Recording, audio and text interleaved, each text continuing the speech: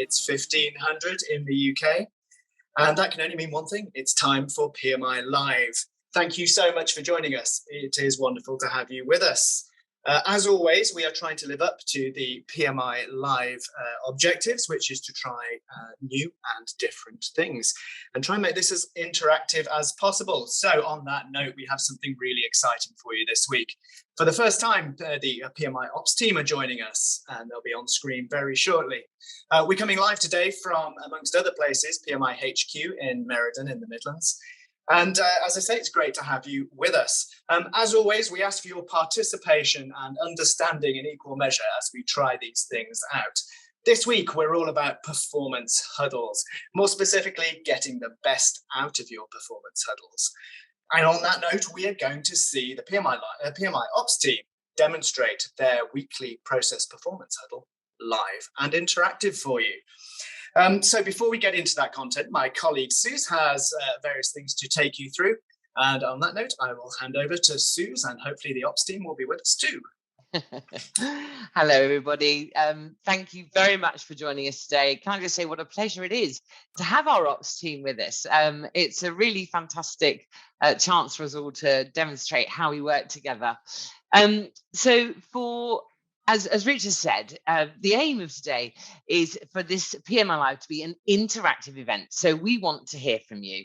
So that means use the chat in Zoom, use the Q&A, pose your questions, pose your comments, and I will share them with the team.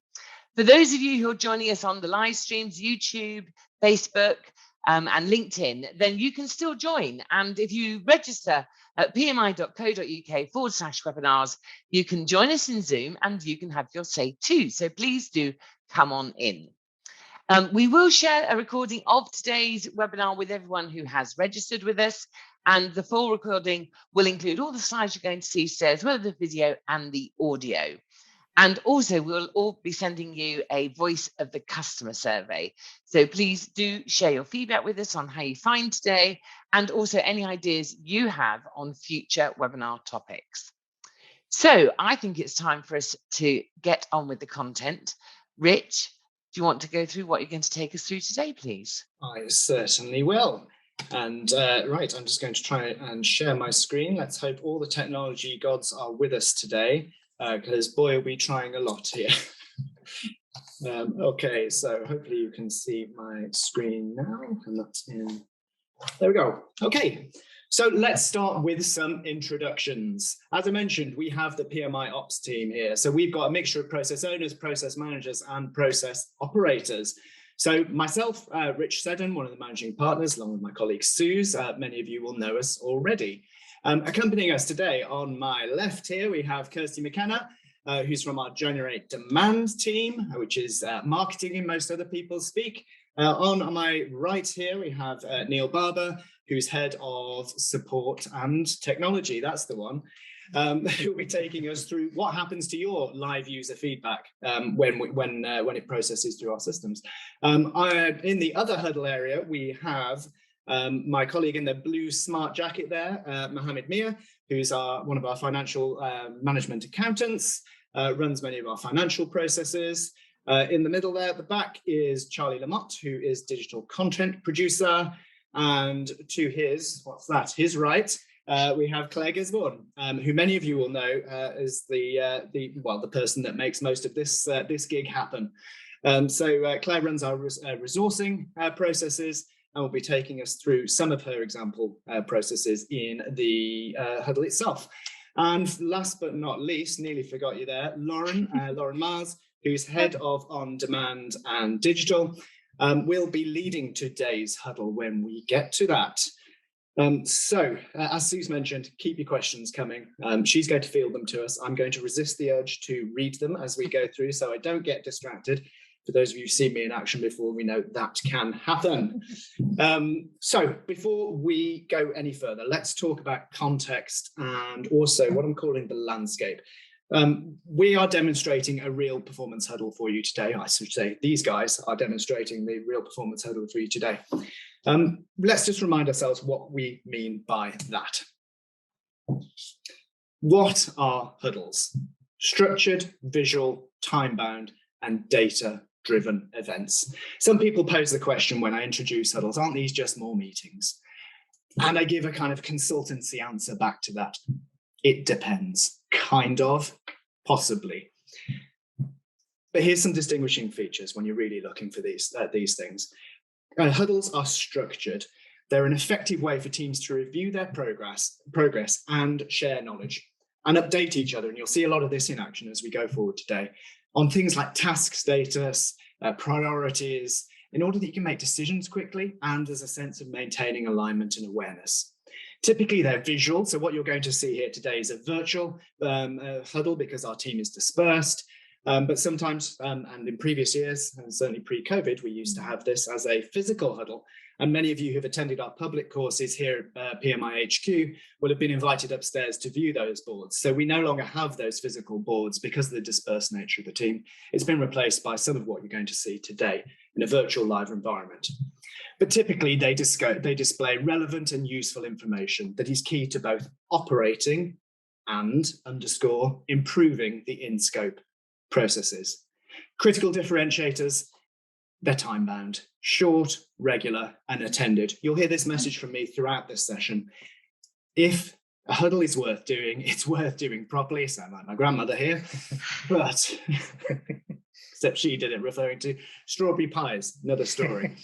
But if it's worth doing properly. They either matter or they don't. And that applies to the processes in scope, the event itself, and the data that you are looking at. On that note of data, they are data-driven events. And I have this little formula that I like to take people through. Accurate data plus rigorous review equals reliable decisions.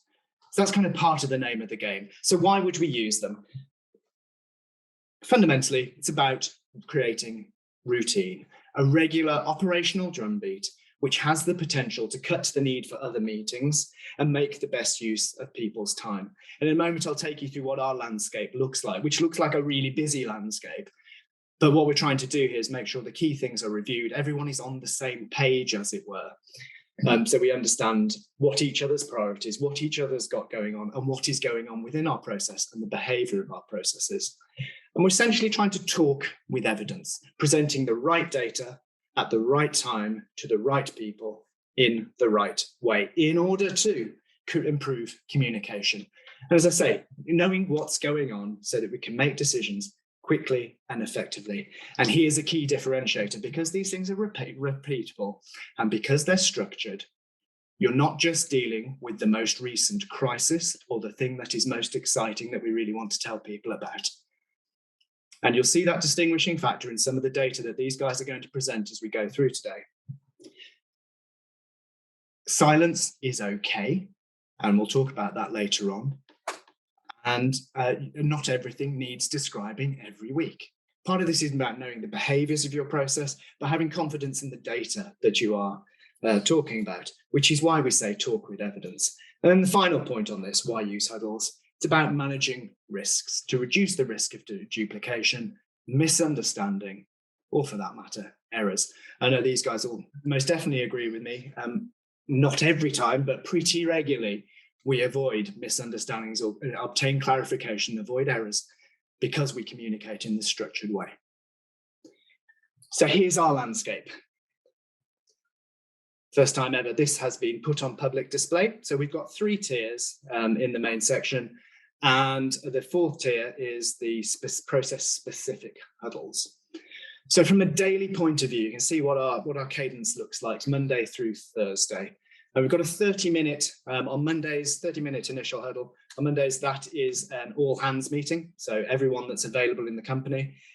We have a rule that if you're not available because you're client-facing, that's fine, but otherwise everyone else attends. And come back to my point I just made. They either matter or they don't. These are not nice to have. These are fundamental ways we operate this business. And therefore, it's important that everyone attends when they can. And I think fair to say, guys, it enables us to do our jobs more effectively because we have this structure in place and because you've got that drumbeat and you know when your next review point is. So the rest of the week, Tuesday through Thursday, that's just the consulting team, that tier 1. Moving into tier 2 is the operations huddles. So there's two types of that. There's two short ones, which are just 15 minutes, which are Wednesdays and Thursdays. And then on Tuesdays, we have a longer one. And it's that longer one which is going to be the one that the guys are demonstrating to us today. So that's their weekly operational performance huddle. So not the daily one, but the weekly one. Typically that takes 40 minutes. We've adjusted it to slightly today, so it'll be slightly shorter than that. And if it's not, I know my colleague Suze will be giving me virtual pokes through the screen to make sure that that hurries up. And then finally, you've got the next tier of escalation, which is the managing partner. So that's our leadership team. Two types of that, a regular 20-minute one each day where we touch upon the key issues for the day, agree anything that's come out of the other huddles. And then on a Tuesday, Tuesday being our more detailed day, we have a more detailed 1.5 hours session. And then finally come on to that specific processes, the top tier. Those are single subject based. The others are all multi-subject, multi-process. These are just single process. So generate demands, our marketing team, content team is our learning and consulting content resource, and then moving into resourcing, which is how our people get deployed to our clients, sales huddle, how we generate sales. And then finally on a Friday, we have the major projects huddle. So the escalation process looks like this, from tier 1 to tier 2, to tier 2 to tier 3, and then subject specific from there. And that cadence happens throughout the day. When you look at this, and interestingly, in the dry run we did of this earlier on, it was the first time many of us had seen it expressed in this format. It said, it looks like all we ever do is huddle, was the comment. And in fact, Susie, you raised the point, didn't you? When you look at this thing, it's like, be careful, folks. This is not a calendar of the week. What you can see there is pretty much our major meetings that we run across multiple teams, multiple operations, with multiple different people involved in each one. The key similarities are those that I've just taken you through. We use a repeatable, standardized structure that is customized depending on the subject of that particular huddle, whether it's a people grouping one, such as managing partners, or a process-oriented one, such as generate demand. So hopefully that makes sense. If you've got any questions, as Suze mentioned, just keep them coming. She'll field them to us as we go through. So some key components of successful huddles. There's 4 fundamentals: the listening, the measurement, the planning, and the communication. So what are we listening to? We're listening to our people, the external environment, processes, and stakeholders. We're measuring our actions, and you'll see a lot of this in action later on, measuring our actions, our key processes, and the results of those actions. We're planning the next steps, the resources we need, agreeing timelines and responsibilities. With each other, we communicate with the business and the stakeholders. So if you think back to that cascade that we have of the multiple tiers, that's how this thing works. It's picking up in each of these 4 elements and cascading them up and down as necessary from one day to the next. Let's think about the huddle meeting itself. The huddle meeting typically is used to provide that punctuation point that I've talked about and encourage constructive challenge. It makes priorities visible for the whole team and enables all of these guys, as you will see, to provide real-time status updates. And what they're doing as well, on top of that, is sharing their learning and their understanding of the business, of our customers, of their processes. So back to that formula again.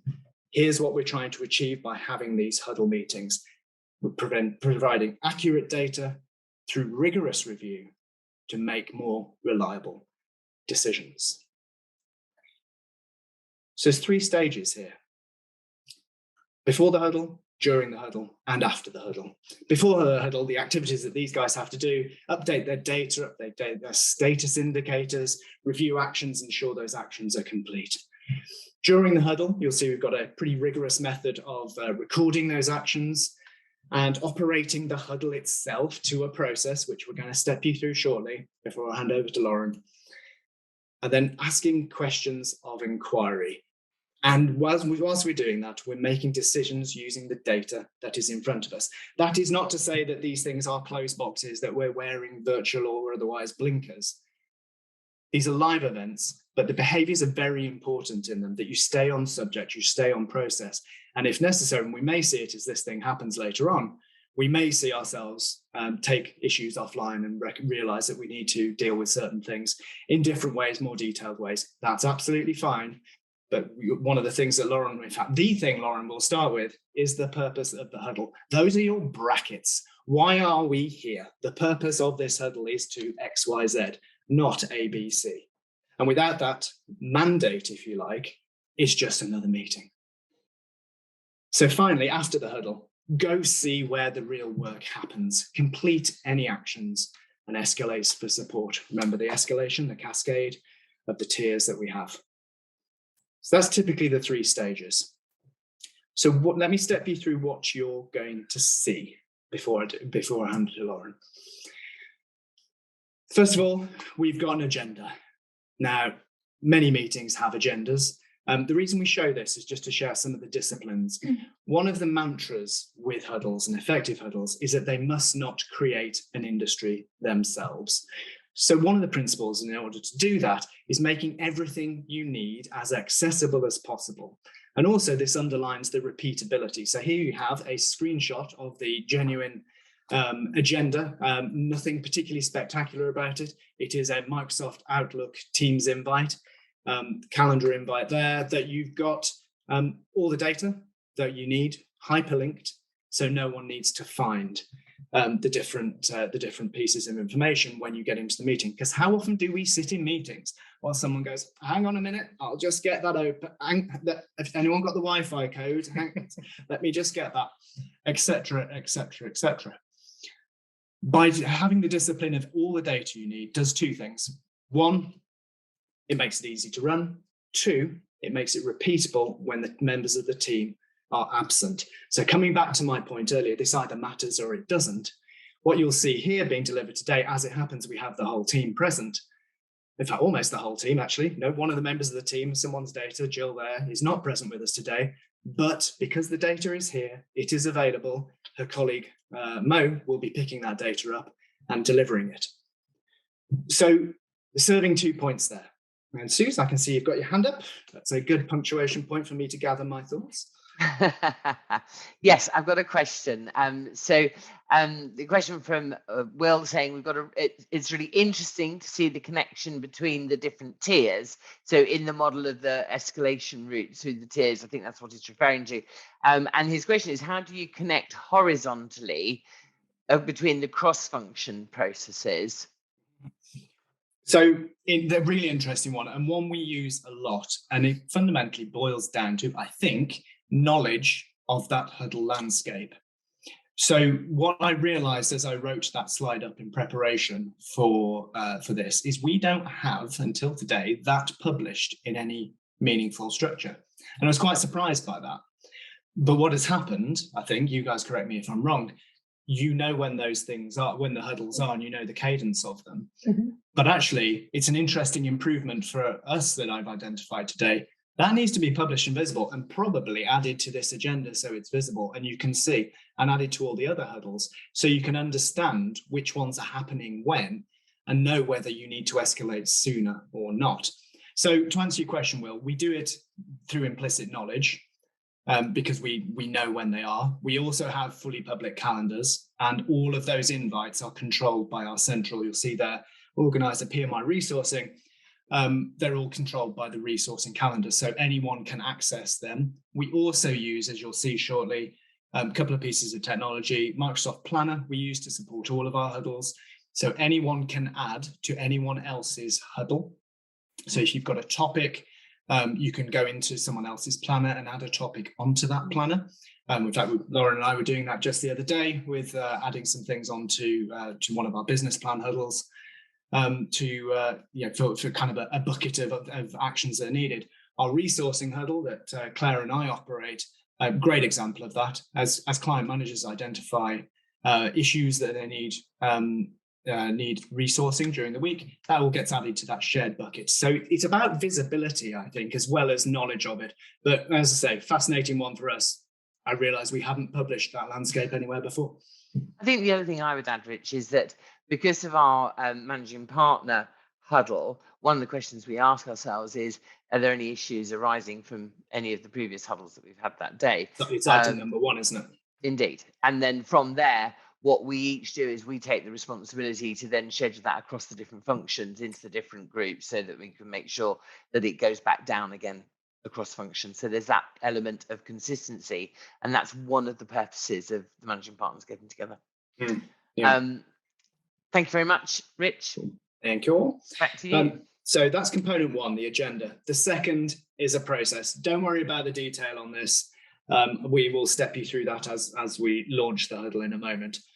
What you've got here, unsurprisingly, is an integrated flowchart, SOP, for operating the huddle itself. So it's got a meeting invite here where you've got all your content, and then how you structure that and deliver it comes from this. So those two things together marry up to make your huddle process itself.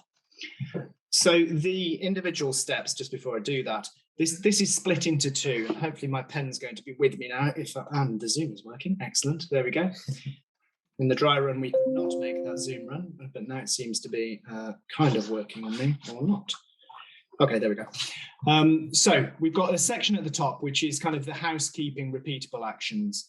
And then as we move down through the process, Lauren will step us through all of this. We go into people's individual processes. So you're going to see all the process owners and process managers here step through this section, which is asking questions. Are my processes stable and predictable? Are there any actions I need to agree? Are my measures still appropriate? Agree any corrective actions? Is there any support I need, etc., etc.? Lauren's going to step us through the structure. And then once everyone's presented that data, we're going to step down to that bottom section, which is some MP dates, confirming actions, and closing this thing out. Repeatable, standardized structure. So some of the elements here, such as that process review, are unique to this huddle, but many of the tasks, many of the top and tail items are common across the huddles. Okay, so on that note, I think everyone will be relieved to hear that that is me done. I'm going to done for now. But before I do that, Suze has a question. Well, it's just a quick one, and I can both say the question and answer it. So I thought I'd take that opportunity. So we've had a question, which is: so does this mean that anyone can run this meeting? And yes. The answer to that is absolutely yes. Everybody within the ops team is trained in the process of running the meeting. And Lauren was just the lucky one to be on call for today. But yes, we take it in turns to run the meeting so that everyone gets a chance to also experience it, and for their own facilitation skills. That's also a really good thing to do. Okay, great. Thank you very much. Thanks, Suze. Lauren, over to you. Yeah, thank you very much, Rich. It's lovely to be here. It's quite a treat for a Friday. Purpose of the huddle is to review current processes and performance, share information, and seek the support of others. Claire, are you okay to record the meeting actions for me today, please? So in terms of reviewing last week's actions, so there are the two there still open. So the top one, to agree mailbox and comms for week commencing the 30th of May. That was for you, Rich. Do you need any support on that? I have actually done that, and that should be closed. So if you could do me a favor, Claire, and close that out, that'd be great, please. Okay. By the way, folks, this is Microsoft Planner here on screen, in case that's not obvious to you. So just using the planner buckets, drag and drop, color-coded, easy tag lists, really interactive and immediately shared with no one needing to send yet another email out. Yeah, and then the second one there, in terms of reviewing the skills matrix, Mo and Neil, I can see that you're on there as well as me. Do you need any support in getting that completed? I'll be looking at doing that next week, Lauren. Okay, thanks, Neil. Sorry, Mo. I asked you both at the same time. Any support from you, Mo? No, I'll be completing that today. Okay, well, thank you very much on that. And I will get that in my calendar as well. Fab. So in terms of the skills matrix and process matrices, you could just take a look at that. So last review date there we can see is the 24th of May. So next one coming up is the 21st of June. So they are not due for review. So if we can close out that action, that'll be all up to date. And anyone who's not familiar with the structure that we're using here, there is a little key there on the bottom right. We had a question earlier on about this. So the various statuses, training required, started training, 50% fully trained, can train others. and not required with the red X's. Yeah, fab, lovely. Moving on, have there been any Voice of the Customer survey escalations this week?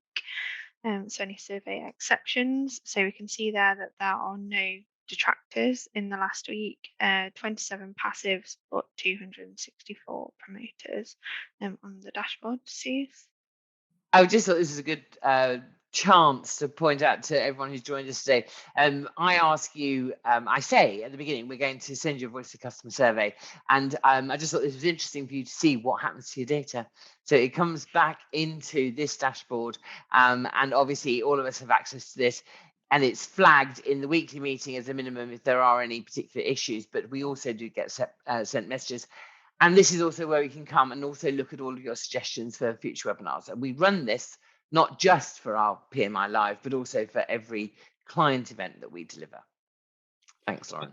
And Susan, sorry, Lauren, I forgot to mention in my intro earlier on, we have, for potentially obvious, but maybe not reasons, but data protection reasons and some commercial confidentiality, we have anonymized some of the data that you are going to see. So this is our real data you're seeing, but we have anonymized some of it. So for example, there we have respondents' email addresses, what the event is and links to it. We have blanked those out so that they're not published to YouTube. Great, thank you. So then moving on to confirm any team absences and review the ops team ROTA for the coming week. So the week we're reviewing this week is week commencing the 6th of June. So in terms of absences there, so I'm out on Monday, as is Charlie. Charlie, any task coverage or process confirmations that need covering for you? No, I've already spoken to Kirsty, so everything's been passed to her. She's also my email buddy, so that's all sorted. Okay, brilliant. And then in terms of cover for me, no process confirmations because they'll fall due on the Tuesday, so I can pick them up when I'm back in. But the Monday, there is a development meeting for a client app that I have handed over to Rich, and he'll be attending in my absence. Okay, cool. Lauren, I should know the answer to this, but is that in my diary already? It is, yes. Okay, great. Thank you. Brilliant. Real world question. It's fine. Okay, fab. And then we're moving straight into process specific updates. So Kirsty, did you want to kick us up with a generate demand update? Yes, I will. Okay. Hi, everybody. As Rich mentioned, I work in the Generate Demand team. Here's my first control chart. It's new social media followers by week, and that's across all of our social media channels. So on this control chart, up is good. It shows that we're reaching the right people with content that resonates with them. You can see that it's looking stable and predictable, so I've got no concerns about the data on this control chart at the moment. Okay, and then my second control chart is website visits by week. So the individuals chart is stable and predictable this week. I have got a signal on the moving range chart. Okay, so that's the one at the bottom. So our website activity is linked very closely with our eShop content. So you'll see on the top there, I have annotated last week's point, say that that's our essential tools for Greenbelt eShop that went out. That was really popular. Our audience really liked that one. This week, our website visitors is just kind of dropping back down to where we would expect it to be after that big hitter last week. So I will annotate that on the moving range chart ahead of next week's meeting. Okay, Claire, are you all right to capture that action for for Kirsty to annotate? Okay, so in terms of useful to know, so our next podcast has been reviewed and signed off by the guest. That's going to be John Derbyshire from Smart Suite. Today and this week, I'm going to be working on preparing the copy for that when we start promoting it. On the Monday, the 6th of June, our next Room for Improvement episode is going to be with Will Gooding from OVO Energy. Been working on that, almost completed all the launch activities. Lauren, would you be able to please review the SEO status of the Knowledge Hub post for me, just to kind of check that that's all as it should be and working effectively for us? Yes, no problem. Claire, could you add that one to Planner as well for me to review the SEO if the room for improvement? And then finally for me, our July episode of PMI Live, that has been confirmed now, and it's going to be called Design Principles and Continuous Improvement. So I will be working on publishing that so that we can get generating some registrations. So I'll let you all know when that has been published on this one. I heard that one's really good, Kirsty. Who's hosting that? Could be. Okay, that's everything from me. Thanks, everyone. Okay, great. Thank you, Kirsty. Charlie, do you want to continue with the digital? Hello. I'm also part of the Generate Demand team, and my control chart is organic website visits per week, and that's looking stable and predictable. As you can see, we had a recalculation at the start of this year, which means, and that was due to a result of our content-driven strategy that we've been trialing, and it's been very successful so far.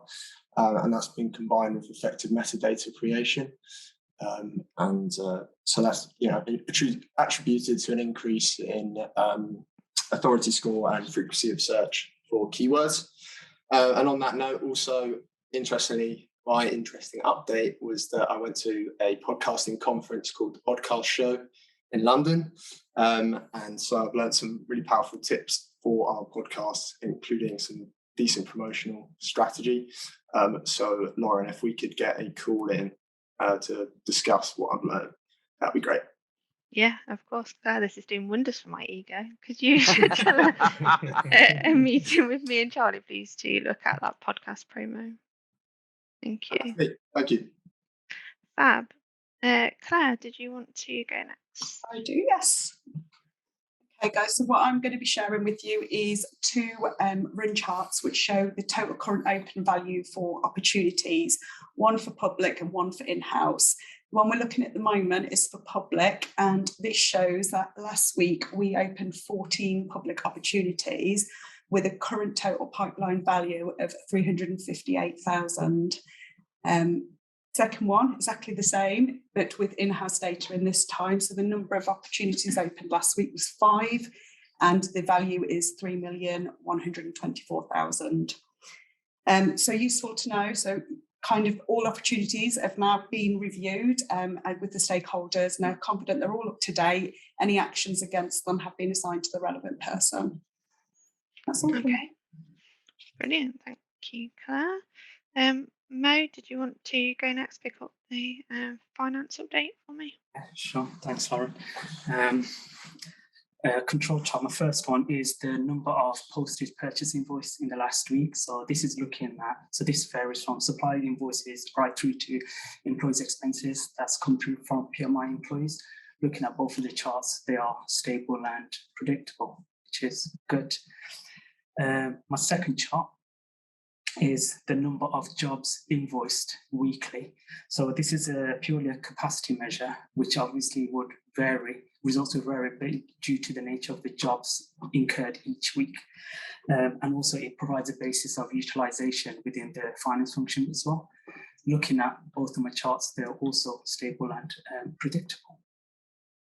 Lastly, jobs not invoiced within the 5-day SLA. So upon service completion, we have an SLA of 5 days to ensure that the invoices has been raised and sent out to the respective clients. This is a deviation from HR, which ideally the minimum value would be ideally 0. On that one, the charts are stable and predictable. However, there's a client that's having an issue getting the invoice onto the billing portal. So, Suze, I was wondering if I could catch up with you offline to agree on the next course of action to address that issue.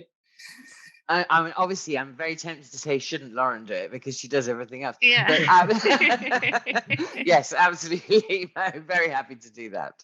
We could shortcut this. I can see the client is on as a guest here today, so yeah, maybe there's a quick resolution, double win from this huddle process today. That's great, Claire. Could you just action? Fab, thank you. two useful things to share. So early in the week, I went on a training course. A lot of key points taken away from it, and I'm looking to put the theory into practice on that. And then the second one, I had just an update from the surveyor regarding the business rates at the head office in Meriden. So just waiting the action from the council to work on the backlog. So hopefully in the upcoming weeks that should all be resolved ahead of it. Well, just one input from me there, Mo. It'd be great if you could put in a slot for Tuesday the 7th to present the key learnings from that training course you mentioned to the team. That'd be great if we could hold some time for that. Okay, definitely. Okay. Thanks. Well, thank you very much. And last but not least, Neil, do you want to take us through support desk Okay, updates? sure, Lauren. Good afternoon, everybody. So on the screen now, you've got my control chart, and it shows the number of cases raised weekly. And it's showing stable and predictable, which is what I like. This chart actually tracks the number of support cases that are requested by both internal and external. So whenever an email is sent to the support desk, that will automatically get raised and put into the system. And so that is tracked directly onto this control chart. Down is good, obviously. So the less IT issues our customers face is much better for them. So long may that continue. This is a great example, actually, when you look at this chart as a whole, of understanding data in context. So often in this kind of meeting, you'll get people referencing single data points. Hopefully you have noticed that unless there is action needed, we're not talking weekly data points here. We're looking at the control charts here. On the run charts that Claire presented, which I'll talk about shortly, you notice that she did present them. However, this one here demonstrates data in context brilliantly. Because over on the kind of third of the way along there, you've got the introduction of our new learning management system. When was that painful experience that you went through? March 21. Yeah. March 21. Seared on Lauren's mind. What you can see there is our data collection systems being sensitive enough to detect that. And Rich, can I just add to that? So in the chat, one of our guests today has said that on Mo's second chart, they could see that there was a temporary shift up, but actually no signal. And they were saying that a normal person might have reacted, but with the control charts, obviously one shouldn't. And how do we manage that discipline? I don't know, Rich, if you want to talk about that. Yeah, sure. I mean, first and foremost, it comes from an intimate understanding of the process that generates the data that you're looking at here. I rightly pointed out that you could typically glance at that and go, but you said down is good, so that's gone up.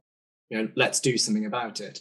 That's not what this is telling you. It wasn't a statistically significant shift. However, that doesn't mean that the data point isn't important. And what Mo will have done, as he did today, was escalate to the client manager if there was a particular issue that needed resolving, or that he didn't have a known way out that he could deal with himself. So what that boils down to is an understanding of the process you're looking at. And that's necessary. And we do that as kind of peer review, don't we? Because we ask constructive, challenging questions of why is that, and why are we breaching the SLA 10 weeks in a row? And the process owner will know the answer to that and be able to explain why that is the case.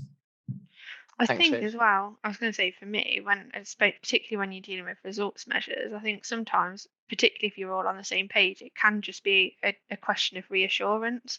So like if we were looking at kind of digital usage or anything like that, I mean, we were looking at, we've had 6 weeks and it's lower than I would expect and it's below that mean. Sometimes just reassurance from a colleague in the meeting to say, well, it's stable and predictable, so you don't need to react. Sometimes that reassurance, because it is enough, and that's useful.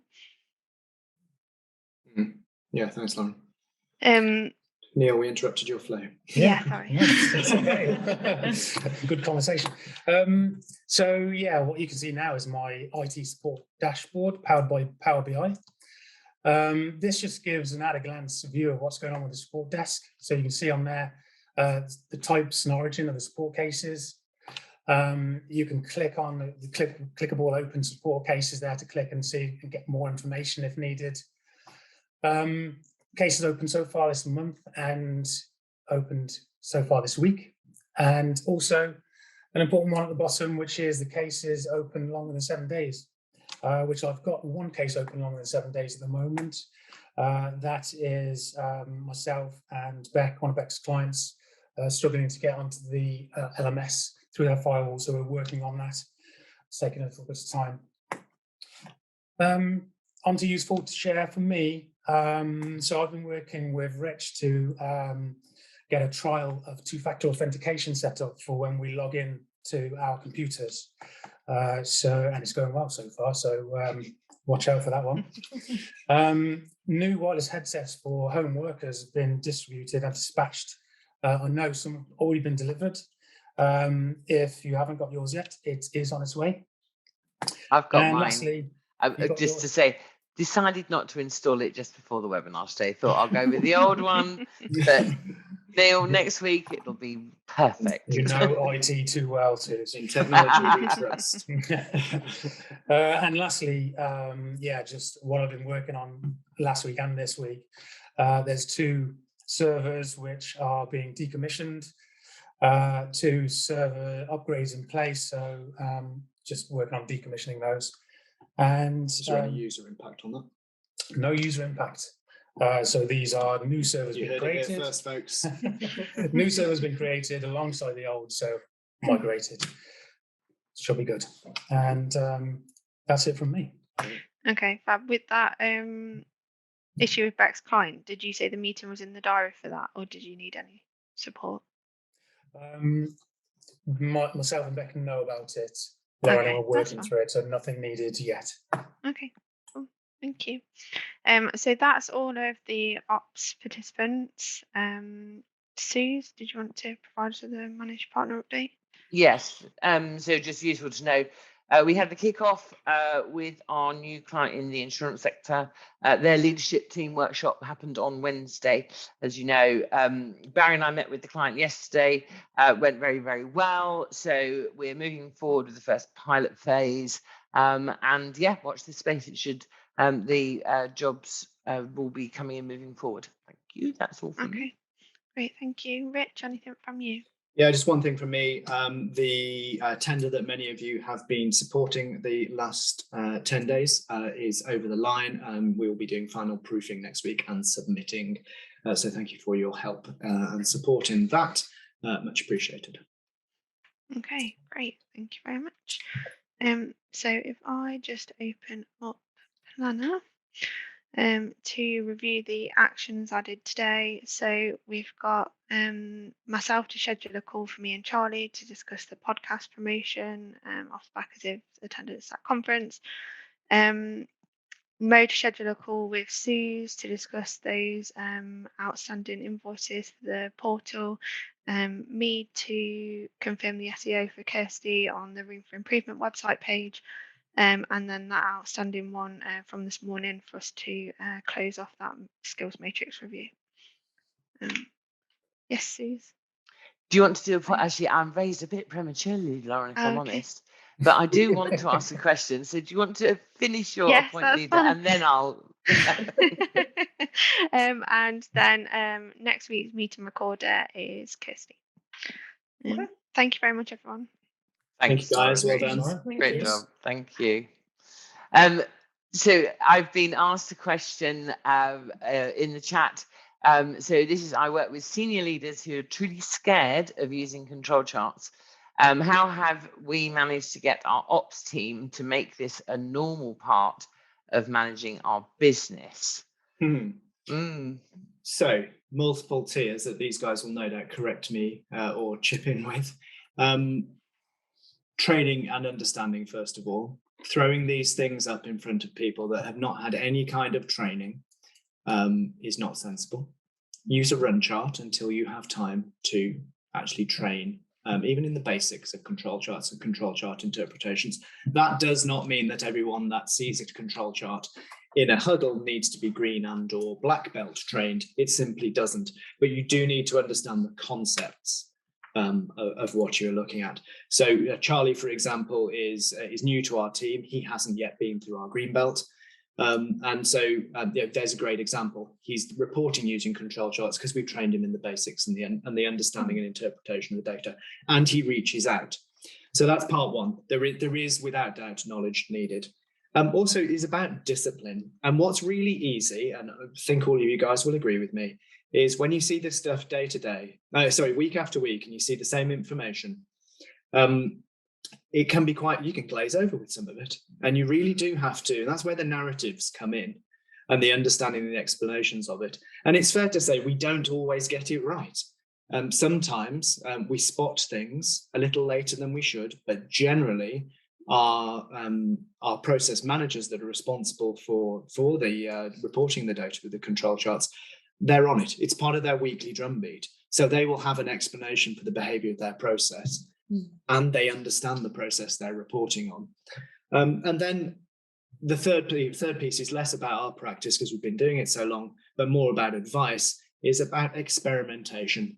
Do not go into your huddle design with every single process in every single way reported using control charts from day one. It is neither necessary nor sensible. So just take your time with it. Learn about it, experiment with them, see what they're doing for you. And then you get the behaviors thing. The understanding is why I started with the training and the learning. It's because if you don't understand, you can say, that's going up. we've got problems. Do something about it. That is the precise opposite of what we're trying to achieve by reviewing processes in this way. What you'll have seen there is natural variation in our processes. We understand that. And as leaders, we don't need to intervene because we know what the data is doing. I just want to share a piece of feedback to you guys because one of our participants has just said, coming from an engineering manufacturing environment, which is sometimes a little dry, can you bottle all your team's enthusiasm and share, please? So that's just great to hear. Thank you. Another question, which is about, I noticed this is all in PowerPoint today. Is this how we normally run it? And do we use Power BI or other tools? So I'm just reading that out for everyone. Back to Rich's earlier point, because we need to anonymize some of the data that you're seeing and the references within it, we have carefully worked on this, and also to make it more slick, to be fair, in terms of how we move between each person's control chart or run chart. We have put it into PowerPoint, but yes, normally we run Power BI and Excel, and we use our own data analysis package for that. If I may, Suze, just to take the opportunity there, you may have noticed on Neil's data, there were two pieces. He started with a control chart of the total support cases raised, and then he had a drill down, which was Power BI.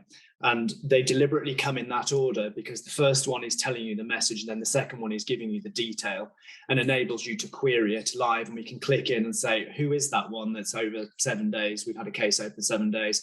And the question we're asking is one of constructive challenge. Neil, what do you need to help get that over the line? Do you need anything from the rest of the organization? Does it need to cascade down the tiers to go any further? Depending on what the issue is or how severe the issue is. And part of that, again, I keep saying this around the understanding the processes you're looking at, but that is what it comes from. Because Kirsty will have a keen sense of proportionality of reaction that I may not have because I don't operate her processes. And that really is it's a trust thing, really. Thank you. And I think we've got time for at least one more question. I noticed that Claire has a different type of chart, not a control chart.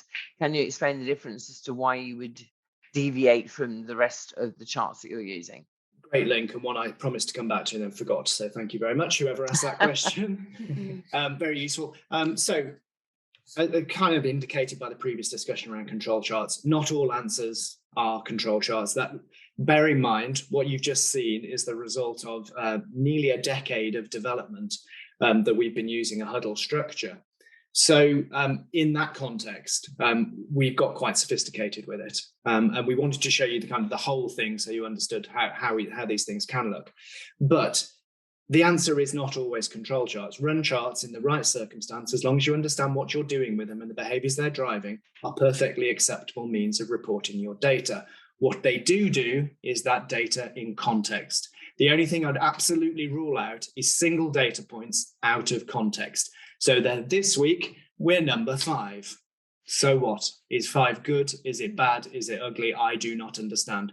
What a run chart does and why Claire's using them there is because she's actually combining 2 measures in a combo chart. She's got a bar chart and a line graph.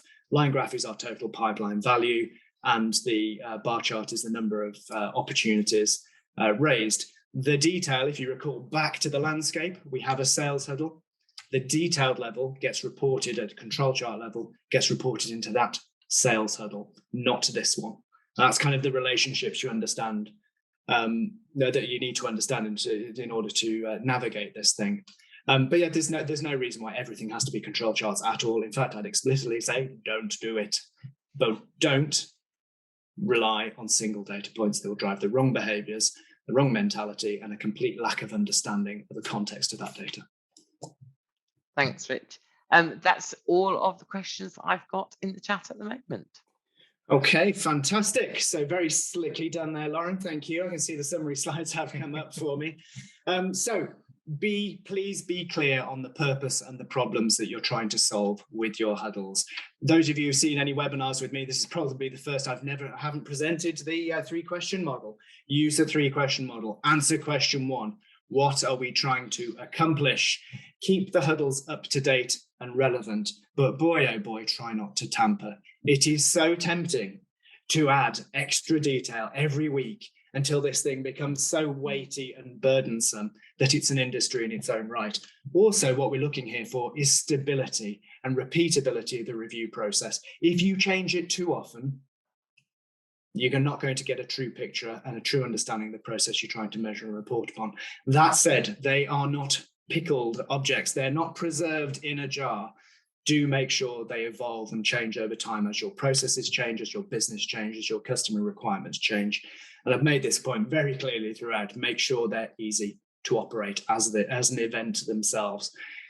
Do ask questions of inquiry and constructive challenge, and take your time when you're starting these things to refine them, but don't let the search of perfection prevent you from getting going. First outing of this, it was rough and ready on some hand-drawn control charts. Over time, we've evolved it. But you learn as you practice it. What are we doing with this information? We regularly ask, Claire's a great example. We've changed the measures that Claire's reports on multiple times over the years because we analyze what we're actually doing with the information and not just parroting it out for the sake of it. What action? Come back to number 1 there. Be clear on why you're doing this with your data as well as the event itself. Okay, so if we have no more questions, I shall progress on. No more questions. So thanks, folks, for your participation. Thank you so much for joining us. Do look out, as Kirsty started to pitch there, the next PMI Live next month. Final Friday of the month, 1500 UK time, is the importance of great stakeholder engagement to power improvement. And you will not be surprised to hear we're trying something new yet again. It's a panel discussion this time with international guest speakers. So we are likely to see no slides. There we are, I've said it. There's not going to be any slides in next month's PMI Live. Not that I don't want to write them, you understand, but we thought we're very aware that we need to make sure we're mixing this thing up. And Rich, just to say this, with the reason we're doing this topic is it's one of the most consistent pieces of feedback we get in suggestions for future webinars. So really hope we're going to hit the nail with this one by actually getting some of those stakeholders in the room to talk about what works for them, what doesn't work for them, so you can really hear it from the horse's mouth. Yeah, brilliant. Thanks, Suze. And final slide is just a reminder of the 3 current pieces of thought leadership we have. Suraj Patel's podcast, is this month's episode in Leading for Business Excellence. And Dom Slade is in the room for improvement. Dom Slade from KPMG, Suraj Patel from Capital One. And I've just talked about the next month's webinar. So finally from me, well, first off from me, I would like to thank my colleagues here. This is by no means a small ask for them to go live in this environment. I was aware when I did what I do, which is chuck these things over the fence, that we'd see where it landed. So thanks, guys, for participating, and well done. You did a brilliant job, really very proud. Thank you. And thank you, everyone, for joining us. As ever, have a safe, relaxing, and something else weekend from all of us. Thanks, everybody. Thanks, guys. Thank you. Bye. Bye. Bye.